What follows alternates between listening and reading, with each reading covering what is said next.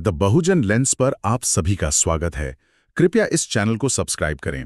आज हम doctor B R. Ambedkar के जीवन के उन शुरुआती पलों में उतरने वाले हैं जिन्होंने, आप कह सकते हैं, एक विद्रोही लड़के को एक राष्ट्र निर्माता में बदल दिया। हाँ, बिल्कुल। और हमारा मकसद सिर्फ कहानी सुनाना नहीं है, बल्कि उन फॉर्मेटिव एक्सपीरियंसेस यानी उन शुरुआती अनुभवों की परतों को खोलना है, सही। जिन्होंने भीमराव के जबरदस्त संकल्प और भविष्य की सोच को गढ़ा। हम ये समझने की कोशिश करेंगे कि अपमान और समर्थन के उन पलों ने मिलकर उस शख्सियत को कैसे तराशा, जिसे हम आज बाबा साहब के नाम से जानते हैं। बिल्कुल। तो चलिए इस कहानी को खोलते हैं।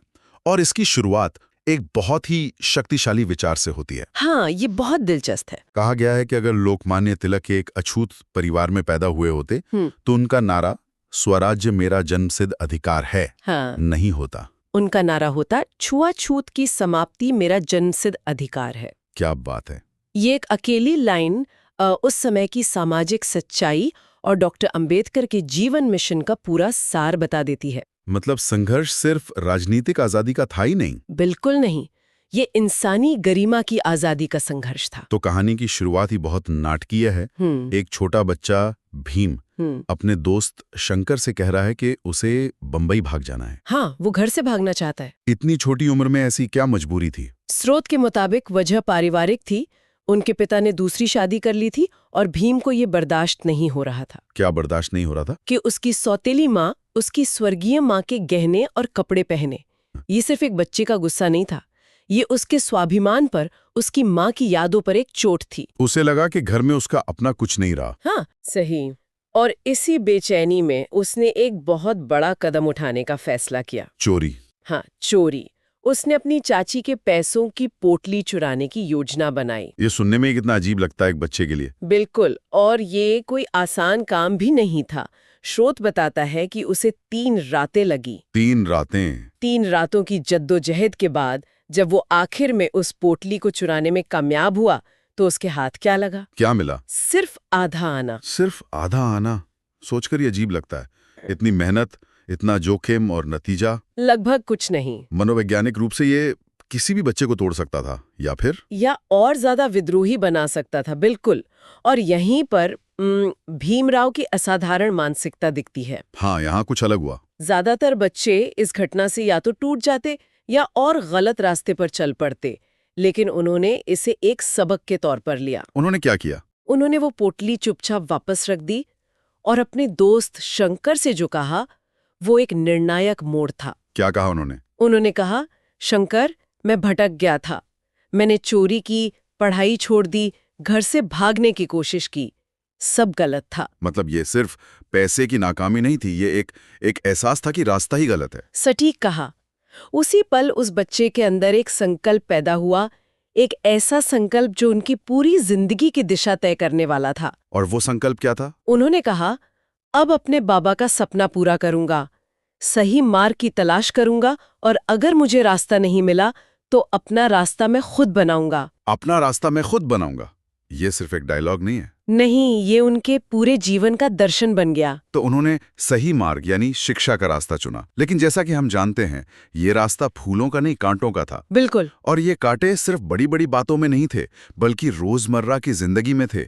जैसे बाल कटवाने जैसी एक मामूली सी बात भी। हाँ, वो भी अपमान का एक जरिया था। कैसे? स्रोत में बताया गया है कि कोई भी नाई उनके बाल काटने को तैयार नहीं था, क्योंकि वो एक अछूत थे। तो फिर बाल कौन काटता था? उनकी बहनें ही जैसे तैसे उनके बाल काटती थीं।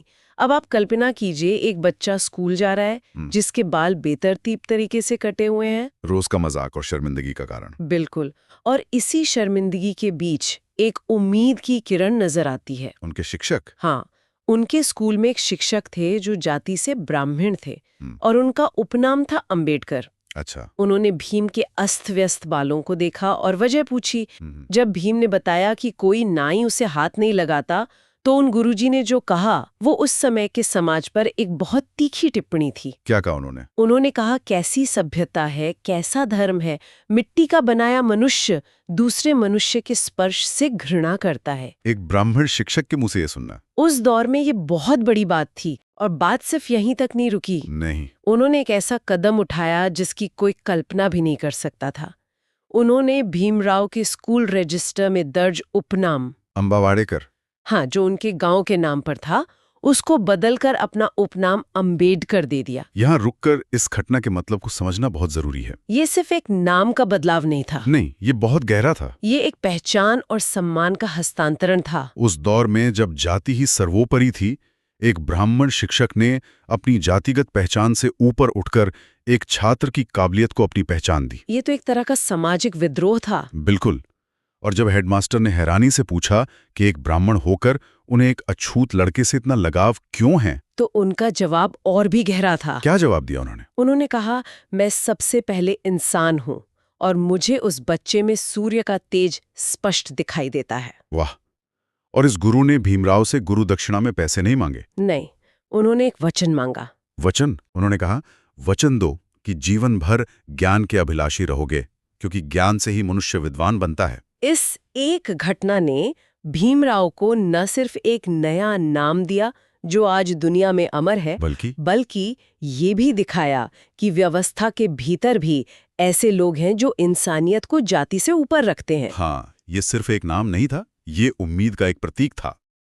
तो अंबेडकर उपनाम ने उन्हें एक नई पहचान तो दी, लेकिन क्या ये पहचान समाज की कड़वी सच्चाई पर एक पर्दा डाल सकी? नहीं, बिल्कुल नहीं। जैसे ही वो बंबई के बड़े एल्फिंस्टन हाई स्कूल में पहुंचे, असलियत ने फिर से अपना रंग दिखाया होगा। बिल्कुल, ये नाम कोई जादुई कवच नहीं था। भेदभाव ने उनका पीछा नहीं छोड़ा, जैसा कि उन्होंने अपने दोस्त शंकर से कहा था। हाँ, और ये स्रोत से सीधी पंक्ति है।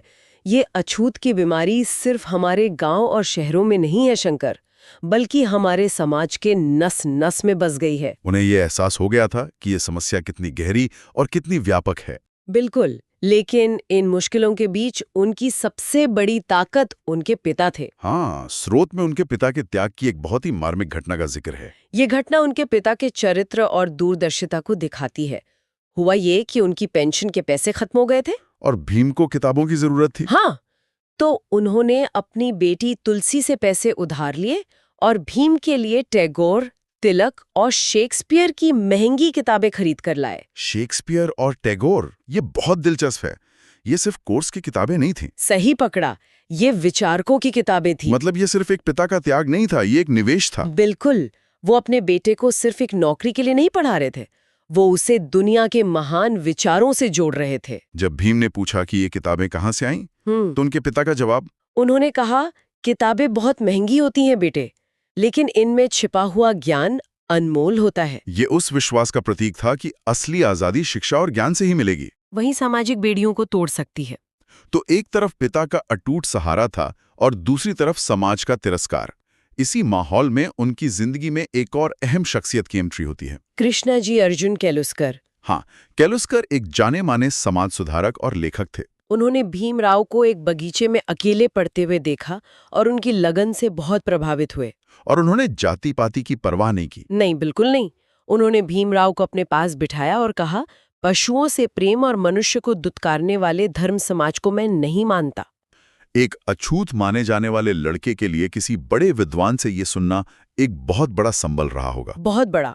और इसी बातचीत में भीमराव ने अपने दिल का एक बहुत बड़ा दर्द बयां किया, जिसने शायद केलुस्कर को भी झकझोर दिया होगा। उन्होंने बताया कि स्कूल में उन्हें संस्कृत पढ़ने की इजाजत नहीं दी गई। और उन्होंने एक बहुत गहरा सवाल पूछा। हाँ, उन्होंने पूछा, क्या अपने धर्म के बारे में अपनी ही भाषा में जानने का मुझे कोई अधिकार नहीं है? ये सवाल सिर्फ संस्कृत सीखने का नहीं था।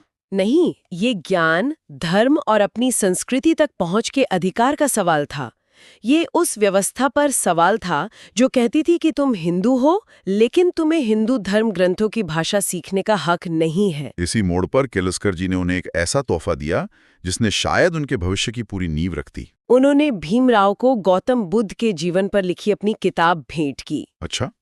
खुद डॉक्टर अंबेडकर ने बाद में कहा, और ये स्रोत में भी दर्ज है, बौद्ध धर्म से मेरा पहला परिचय कृष्णजी अर्जुन केलुस्कर ने कराया। तो ये उस वैचारिक क्रांति का बीज था जो दशकों बाद नागपुर की दीक्षा भूमि में एक विशाल पेड़ बना। बुद्ध के तर्क, करुणा और समानता के विचारों ने उन्हें एक नया रास्ता दिखाया। और केलुस्कर जी का योगदान यही खत्म नहीं हुआ। नहीं, वो भीमराव को एक ऐसे इंसान के पास ले गए जो उनकी मदद कर सकता था। बड़ौदा के महाराजा सयाजीराव गायकवाड़।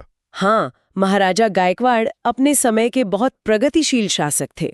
वो जानते थे कि समाज के दबे कुचले वर्गों से प्रतिभाओं को मुख्य धारा में लाए बिना राज्य का विकास अधूरा है। तो किर्लोस्कर जी भीमराव को वजीफा यानी स्कॉलरशिप के लिए उनके पास ले गए। बिल्कुल। और महाराजा ने उस नौजवान से पूछा कि वो भविष्य के बारे में क्या सोचता है। भीमराव का जवाब उनकी उम्र से कहीं ज्यादा परिपक्व था। उन्होंने कहा, मानवता की रक्षा और देश प्रेम ही मेरा लक्ष्य है। ये जवाब किसी नौकरी या व्यक्तिगत सफलता के बारे में नहीं था। नहीं, ये एक बड़े विजन की बात थी। और इस जवाब ने महाराजा को इतना प्रभावित किया कि उन्होंने तुरंत 25 रुपए महीना का वजीफा मंजूर कर दिया। 25 रुपए महीना? आज सुनने में ये रकम बहुत कम लगती है, लेकिन 1912 में इसका क्या महत्व था? 1912 में 25 रुपए एक बहुत बड़ी रकम थी। ये उस समय के एक सामान्य क्लर्क की तनख्वाह से भी ज्यादा हो सकती थी। तो महाराजा का ये कदम सिर्फ एक छात्र की मदद नहीं था। नहीं, ये एक नीतिगत निवेश था। वो एक ऐसे हीरे को तराशने में मदद कर रहे थे जिसकी चमक वो देख पा रहे थे। तो इस वजीफे और प्रोफेसर मुलर जैसे कुछ और मददगार लोगों के सहारे उन्होंने 1912 में बीए की परीक्षा पास कर ली। ये सिर्फ उनकी व्यक्तिगत जीत नहीं थी। नहीं, यह उनके पिता के सपनों की, उनके समाज की उम्मीदों की जीत थी। स्रोत बताता है कि उनके पिता की खुशी का ठिकाना नहीं रहा। यह उस संकल्प की पहली बड़ी विजय थी जो उन्होंने बचपन में लिया था। हाँ, चोरी की नाकाम कोशिश के बाद। लेकिन कहानी यहाँ खत्म नहीं होती। असल में असली संघर्ष तो शायद यहीं से शुरू हो रहा था। बिल्कुल। महाराजा का कर्ज चुकाने के लिए उन्हें बड़ौदा रियासत में नौकरी करनी पड़ी। और ये भी उनके जीवन का एक कड़वा सच था कि बीए पास करने के बावजूद उन्हें वहां भी जातिगत भेदभाव का सामना करना पड़ा। हाँ, शिक्षा ने उनकी योग्यता तो बढ़ा दी थी, लेकिन समाज की नजरों में उनकी पहचान नहीं बदली थी। स्रोत के अंत में हम उन्हें अपनी पत्नी रमा से विदा लेते हुए देखते हैं। हाँ, वो एक नई और अनजान यात्रा पर निकल रहे हैं। ये एक बहुत ही मार्मिक दृश्य है। और ये अंत एक नई शुरुआत का प्रतीक है। अब तक की यात्रा ने उन्हें तैयार कर दिया था। उन्होंने अपमान भी झेला था और असाधारण समर्थन भी पाया था। हाँ, उन्होंने व्यवस्था का सबसे क्रूर चेहरा भी देखा था और उसी व्यवस्था के भीतर इंसानियत के सबसे रोशन उदाहरण भी देखे थे। और ये अनुभव उन्हें भविष्य की बड़ी लड़ाइयों के लिए तैयार कर रहा था। बिल्कुल। ये पूरी कहानी दिखाती है कि कैसे अपमान, संघर्ष और त्याग के बीच कुछ दयालु और दूरदर्शी लोगों के सहारे ने भीमराव अंबेडकर के अंदर उस आग को जलाए रखा, जिसने आगे चलकर भारत के सामाजिक और राजनीतिक भविष्य को हमेशा के लिए बदल दिया। इन सारी घटनाओं को एक साथ पिरोकर देखने पर यह साफ होता है कि डॉक्टर अंबेडकर का मिशन सिर्फ व्यक्तिगत कड़वे अनुभवों की उपज नहीं था। नहीं, बिल्कुल नहीं। हर अपमान ने उनके संकल्प को फौलादी बनाया, तो हर मदद ने इंसानियत में उनके विश्वास को टूटने से बचाया। उनकी लड़ाई सिर्फ अपने लिए नहीं थी। उन्होंने व्यवस्था को बाहर से चुनौती दी, लेकिन वो ये भी जानते थे कि बदलाव के लिए व्यवस्था के अंदर के अच्छे लोगों का साथ भी जरूरी है। और अंत में एक विचार जो हमारे श्रोता अपने साथ ले जा सकते हैं, ये शुरुआती अनुभव, जहां एक तरफ उन्हें संस्कृत पढ़ने से रोका गया, तो दूसरी तरफ शेक्सपियर और बुद्ध से मिलवाया गया। हाँ। जहां एक नाई ने उन्हें छूने से इनकार कर दिया, तो एक ब्राह्मण शिक्षक ने अपना नाम दे दिया। बिल्कुल। इस द्वंद्व ने, इस विरोधाभास ने डॉक्टर अंबेडकर को भविष्य में भारतीय समाज की जटिल पहेली को समझने और एक ऐसा संविधान गढ़ने के लिए मानसिक और नैतिक रूप से कैसे तैयार किया होगा, जो इन सभी विरोधाभासों को समेट कर एक राष्ट्र बना सके।